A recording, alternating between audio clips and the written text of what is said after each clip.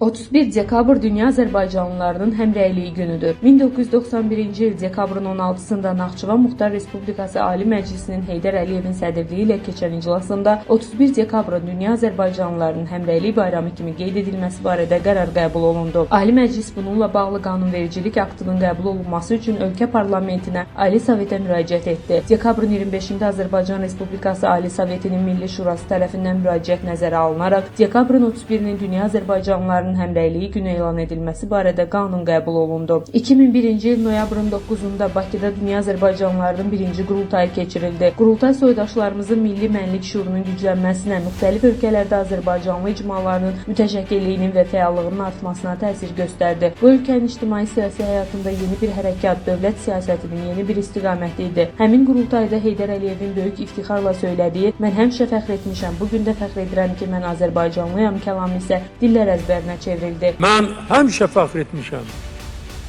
Bu gün də fəxr edirəm ki, mən Azərbaycanlıyam. Qurultaydan sonra Heydər Əliyevin 2002-ci il 5 iyul tarixli fərmanı ilə xaricdəki azərbaycanlılarla əlaqələrin genişləndirilməsi və inkişaf etdirilməsi məqsədi ilə xarici ölkələrdə yaşayan azərbaycanlılarla iş üzrə dövlət komitəsinin yaradılması, həmin il dekabrın 27-sində isə soydaşlarla bağlı dövlət siyasəti haqqında qanunun qəbul edilməsi, dünya azərbaycanlılarının milli birliyi və təşkilatlanması prosesini daha da gücləndirdi. Heydər Əliyev siyasi fəlsəfəsinə məktəbinə söykənən Azərbaycan prezidenti İlham Əliyev onun bu sahədəki xidmətlərini uğurla davam etdirir. Dövlət başçısının Dünya Azərbaycanlılarının ikinci qurultayının keçirilməsi haqqında 2006-cı il 8 fevral tarixli sərəncamına uyğun olaraq həmin il martın 16-sında Bakıda keçirilən növbəti mötəbər toplantı xaricdə yaşayan azərbaycanlıların diasporundan lobiya çevrilməsi istiqamətində yeni addım oldu. Azərbaycanla bağlı həqiqətlərin dünya ictimaiyyətinə çatdırılması işində əhəmiyyətli rol oynadı. Azərbaycan diasporunun təşkilatlanması prosesi bugün daha sürətlə gedir. Dünya Azərbaycanlılarının birinci qurultayında yaradılmış Əlaqələndirmə Şurasının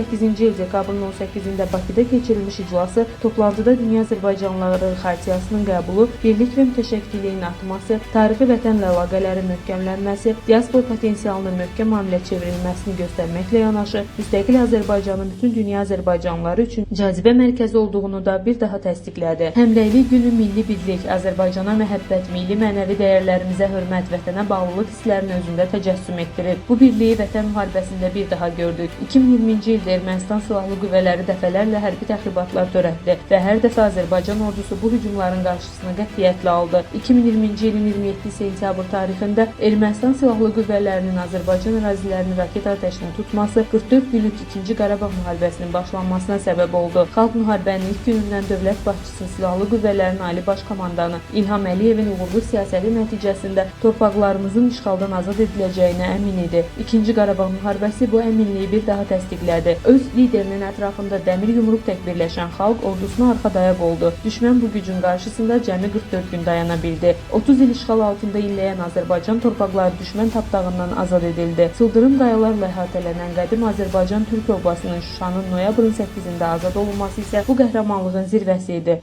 Şuşa bizimdir. Qarabağ bizimdir. Qarabağ Azərbaycandır. Azərbaycan əskərinin şücaətinə, bacarığına dünyanın hərbi mütəxəssisləri də heyran qaldı. İndi azad olunan torpaqlar yenidən qurulur, o yerlərə yenidən həyat qayıdır. 2022-ci ildə 65 ölkədən 400-dən çox diaspor nümayəndəsi və qonağın qatıldığı Dünya Azərbaycanlılarının 5-ci qurultayı, Zəfər qurultayı Şuşada keçirildi.